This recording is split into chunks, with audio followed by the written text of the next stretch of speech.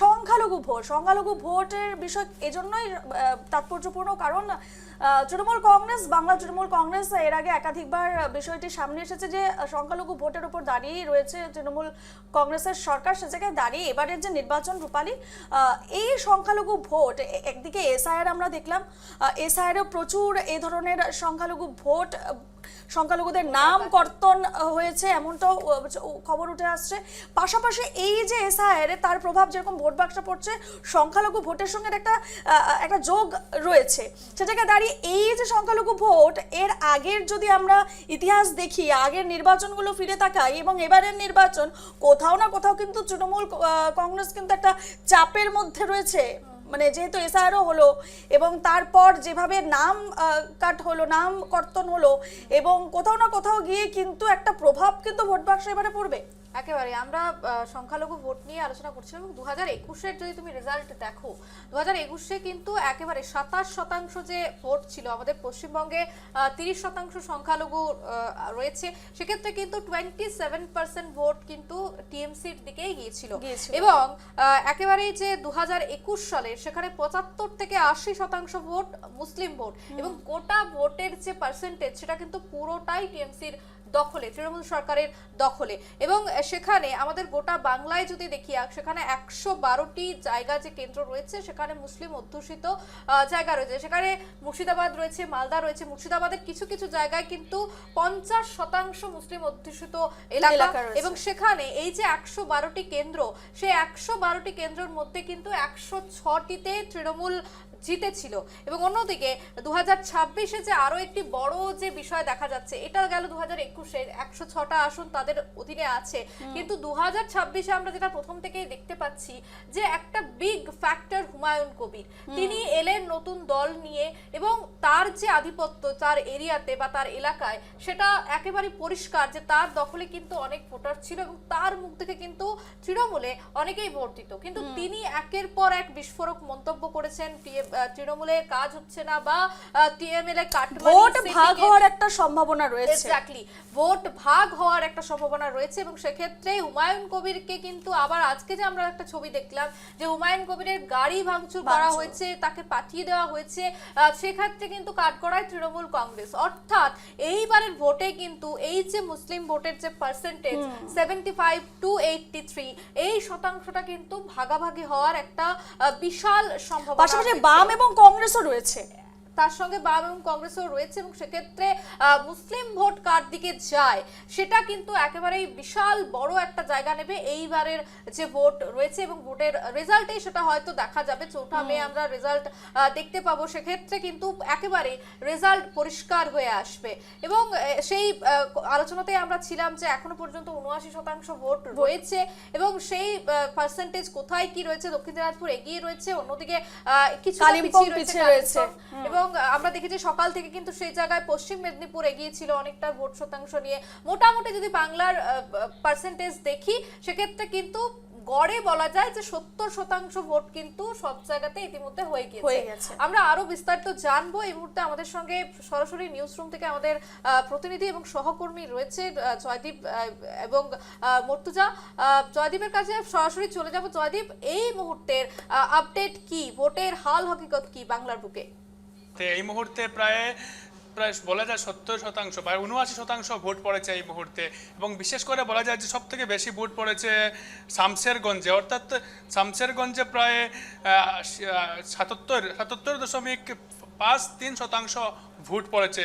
সেই ক্ষেত্রে বহরমপুরে ভোট পড়েছে 77%, 8-7%, এবং সেই অধীর রঞ্জন চৌধুরীর যে কেন্দ্র রয়েছে অর্থাৎ বহরমপুর, সেই বহরমপুরে ভোট পড়েছে এই 77%, এবং নন্দীগ্রামে 3টে পর্যন্ত ভোট পড়েছে 81%, এবং সেখানে বিজেপির যে শুভেন্দু অধিকারী, সেই শুভেন্দু অধিকারীর কেন্দ্রে প্রায় পড়েছে 81%। সেই ক্ষেত্রে দুপুর 3টে অবধি যে ইলেকশন কমিশনের যে ডাটা রয়েছে, সেই ডাটা মতে এই মুহূর্তে যে সব ভোট পড়েছে প্রায় বলা যায় 80% বা 79% ভোট পড়ার সম্ভাবনা দেখা যাচ্ছে। এবং বিশেষ করে বলা যায় সব থেকে কম ভোট পড়েছে কালিম্পং এলাকায়, অর্থাৎ যে পাহাড়িয়া এলাকা রয়েছে, অর্থাৎ সেই এলাকায় সব থেকে কম ভোট পড়েছে।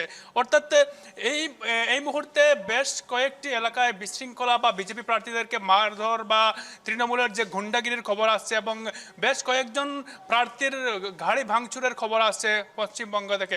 অর্থাৎ তুমি যেমনটা বলে চলে আসছিলে যে যেমনটা বলে আসছিলে রূপালী, অর্থাৎ এই যে মুসলিম ভোট কোন দিকে যাবে বা মুসলিম ভোট ফ্যাক্টর হবে সেটা কিন্তু বলা যায়, কেননা মুসলিম ভোট ফ্যাক্টর করার লক্ষ্যে হুমায়ুন কবিরের কথা আমরা জানি, অর্থাৎ হুমায়ুন কবিরের বাবরি মসজিদের নির্মাণের যে প্রসঙ্গ, সেই প্রসঙ্গে কিন্তু এবারের বঙ্গের নির্বাচনে বা বঙ্গের রাজনীতিতে বড় ধরনের ফ্যাক্টর হতে পারে। এবং কিছুক্ষণ আগে আমরা যে খবর ব্রেক করেছিলাম যে হুমায়ুন কবিরের গাড়ি ভাঙচুর করা হয়েছে, অর্থাৎ হুমায়ুন কবিরের উপরও আক্রমণ করা হয়েছে, সেই ক্ষেত্রে বলা যায় কোথাও না কোথাও হুমায়ুন কবিরও কিন্তু বঙ্গের রাজনীতিতে ফ্যাক্টর হতে পারে। আমি জয়দীপের কাছে যাব, যেহেতু এবারের এই মুহূর্তে যে পার্সেন্টেজ আমরা দেখতে পাচ্ছি যে শতাংশ ভোট পড়েছে, সেই ক্ষেত্রে বলা যায় কিন্তু পশ্চিমবঙ্গের মানুষ বেরিয়ে আসছে।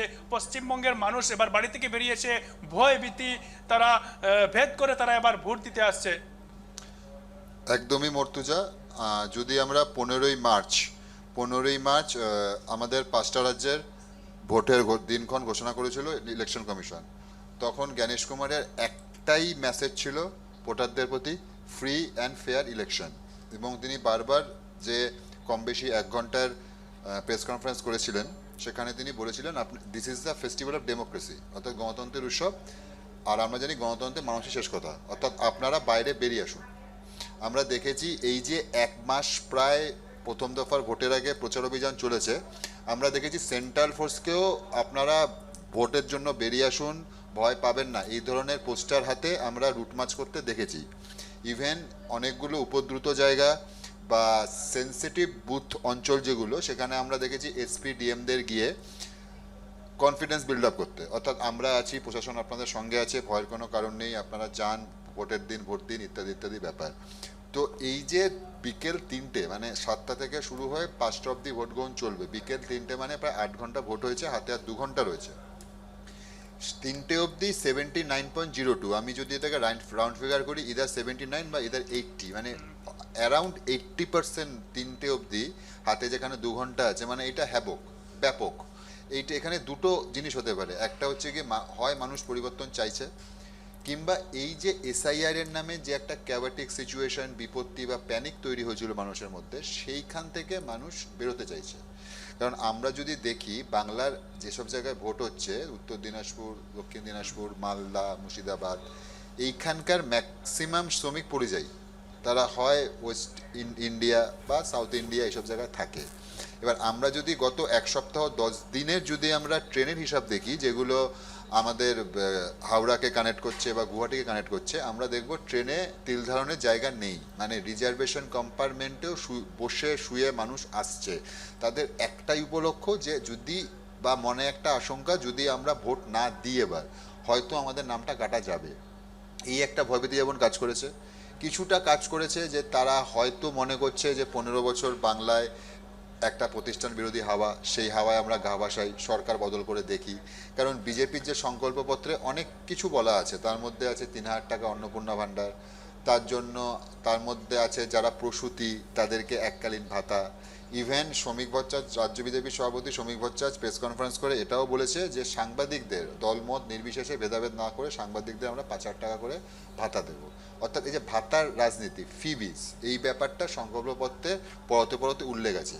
তো সেক্ষেত্রে মানুষ হয়তো মনে করছে যে পরিবর্তন দরকার, তাই আমরা বেরিয়ে গিয়ে আমাদের যে অধিকার, ডেমোক্রেটিক রাইট, সেটা আমরা প্রয়োগ করি, এইটা একটা ব্যাপার হতে পারে। বা এই যে 80% প্রায় 3টে অবধি, সেখানে এমন ব্যাপার হতে পারে যে প্রধান বিরোধী দল আমি ধরে নিলাম বিজেপি, প্রধান বিরোধী দলকে বার্তা দেওয়া যে তোমাদের এই যে হুইমসিক্যাল একটা ব্যাপার, মানে হঠাৎ করে মনে হলো এসআইআর করে দিলাম, 2024-এ যে ভোট দিয়েছে তাতে 2026-এ নাম নেই, কারণ এসআইআর প্রক্রিয়া কম বেশি 90 লাখ ভোটারের নাম বাদ গেছে। অর্থাৎ যদি 15 লাখ একটা লোকসভার ভোটার হয়, মানে 6টা লোকসভার ভোটারের নাম বাদ গেছে। মধ্যে তুমি বুঝতেই পারছো যে কতটা হিউজ পরিমাণ।